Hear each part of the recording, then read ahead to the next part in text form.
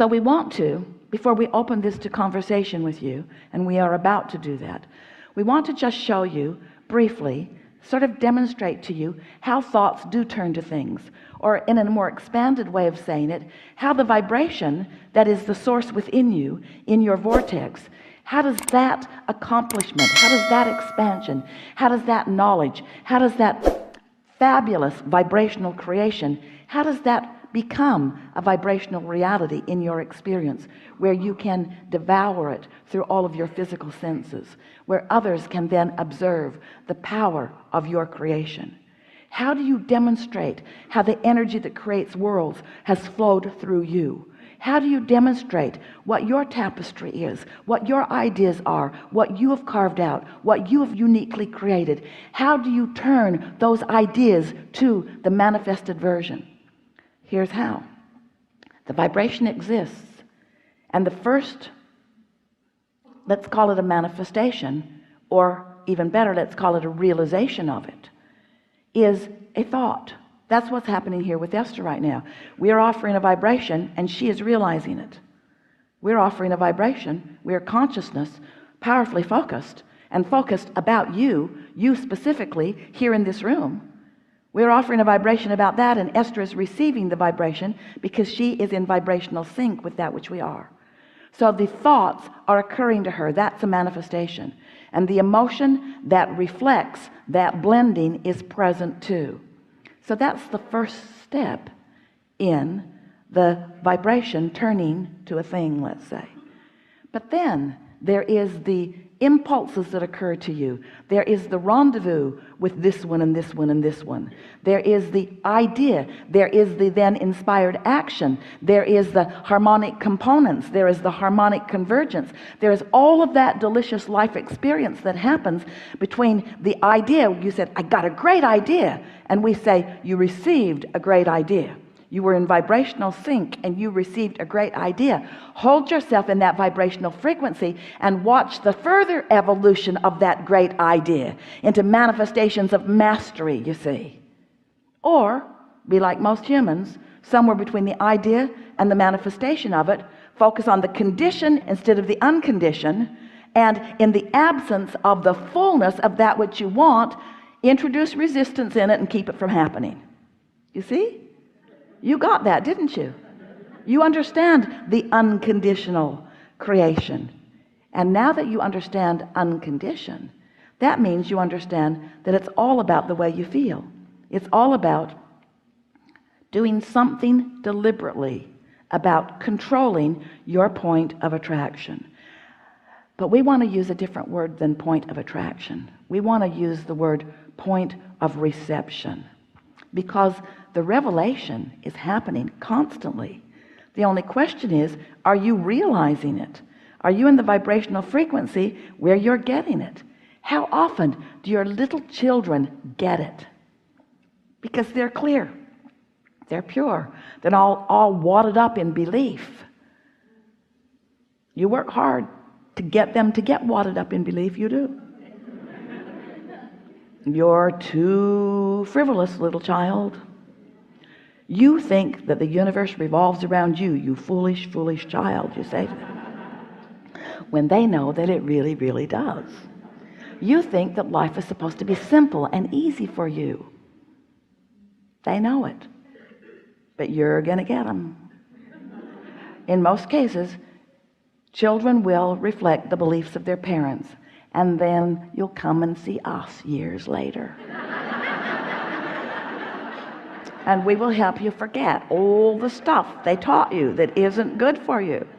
We will help you to remember that you are the creator of your own reality, that you are a vibrational being in a vibrational universe, and that you've got all that is on your side, and that you are never alone, and that whatever it is that you are wanting can be your experience.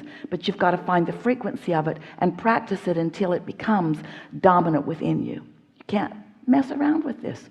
You can't use words that you don't mean, because the universe does not respond to what you're saying.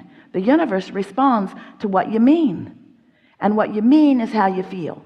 So if you're discouraged, that's your point of attraction. If you're ornery, that's your point of attraction. If you're mad at somebody, that's your point of attraction. If you're joyful, that's your point of attraction. In other words, this is very simple. And then you want to say, but wait, you need more information, Abraham. I'm sure that if I explained to you why I am so mad, that you would be mad too. And we want to say, doesn't that give you the evidence above all evidence to the existence of the source within you? The very fact that you can experience negative emotion is your proof that there is a relationship between you and something. In other words, because if your inner being would come over there and be mad with you about the thing that you are angry about, you're right, there would be no separation. But it doesn't work that way, because your source will never join you in that negative focus.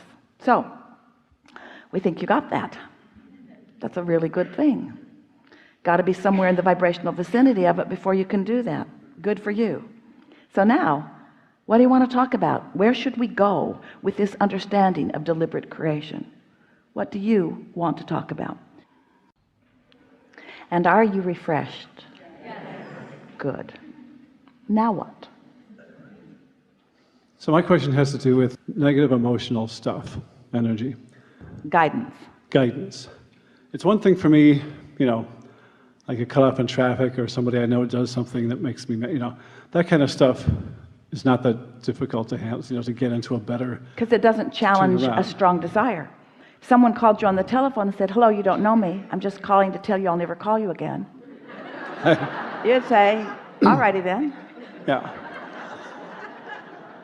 But I have this experience where, and it's oftentimes in the morning, where it's like I wake up into this heavy, dark, negative, discouraging. You do. You wake up into the vibration that you left there. In other words, it's a sort of culmination of how you feel. And when you wake up and come back into it, it's always a shock, because you had a respite from it. So it's particularly annoying when you greet it again. Yeah, very annoying. I just have the hardest time sometimes with that, trying to start to shift that dial or whatever, because it's all this stuff from childhood. It's like, well, and it just seems so heavy and so real, so dense. Well, everything we've been talking about today is about how to soften that for yourself. We have some questions for you. Do you acknowledge that negative emotion is guidance? Yes. And the reason that it is because part of you doesn't feel that way and part of you does. And that discord is about that discord. Yes. So does it then follow that since it's such strong, dense, hard feeling stuff, that there really is a strong difference of opinion between what you've been assuming and what really is? Yes. That does follow, doesn't it? Yeah. So if you could, in the early stages of recognizing that you're starting to go there, if you could say to yourself, my inner being isn't in agreement with me, I wonder what my inner being is thinking about this. Or if you could go to bed with the intention of, when you get up, starting on subjects that are easier.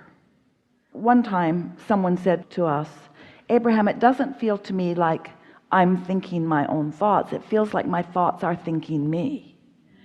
And what he meant was, there's this momentum, as you just said, that it's hard to overcome it.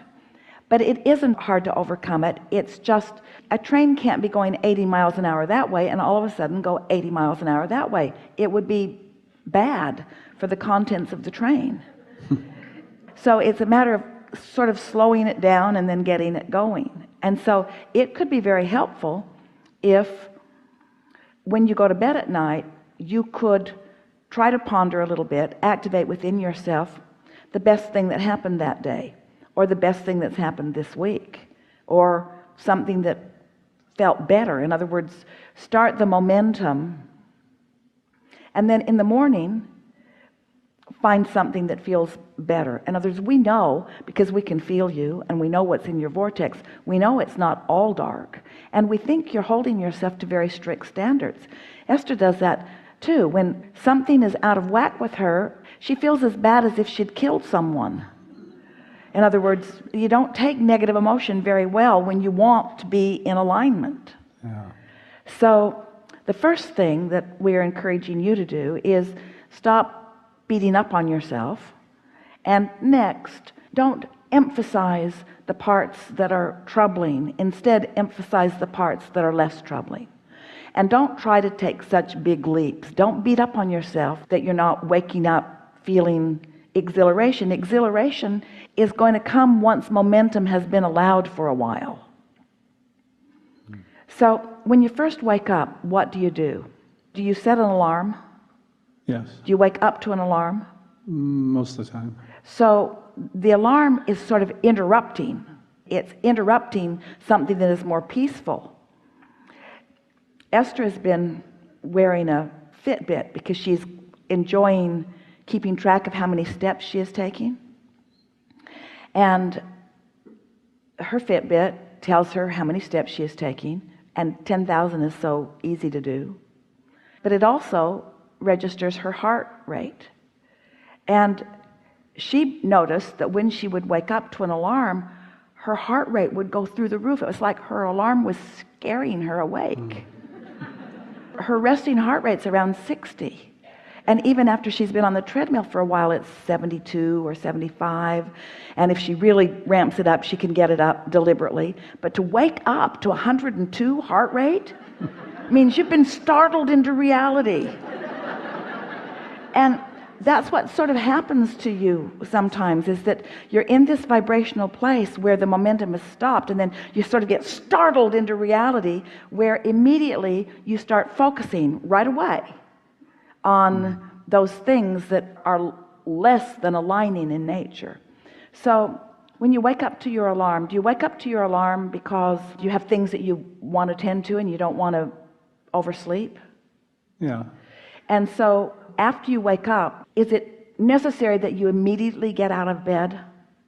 Not always. So we would encourage you to set your alarm for 20 minutes before you actually need to get out of bed, and call that your luxurious basking yourself back into reality time. In other words, doing yourself the favor. Can you do that without upsetting anybody else around? Yeah. So then when you set your alarm the night before, say to yourself, I'm looking forward to awakening and settling in to a better feeling day. And then when you wake up, say to yourself, I don't have to get up. I can just stay right here. I can just stay right here and feel the comfort of my bed. And then focus on the comfort of your bed, providing yourself with that little window of luxury. It's like a gift to yourself of just re-emerging back in. It's not different. When you wake up in the morning, it's not different than being born into this physical body, except you know more. And most of it is not to your advantage. And so as you deliberately allow yourself to just bask a little bit, and you do this every morning for a while, you're going to discover that in that quiet time, other thoughts are going to occur to you. It will be like extending the slowed momentum for a longer period of time, so that you get to set the tone of this day. It will be powerful for you. It's more gradual. I have one more question that relates to that. Are you going to do that? Yes, I will. Are you going to do that? Yes. Everybody ought to do that if you're really looking to set the tone the way you want to. If you're waking up just happy to be in this day, and you can hardly wait for your feet to hit the floor because there's so much momentum that you've already got going, then this process isn't necessary for you. But if anything less than feeling great when you wake up is what you're experiencing, then give yourself the opportunity to set your own tone, because first thing in the morning is the best probability of doing it.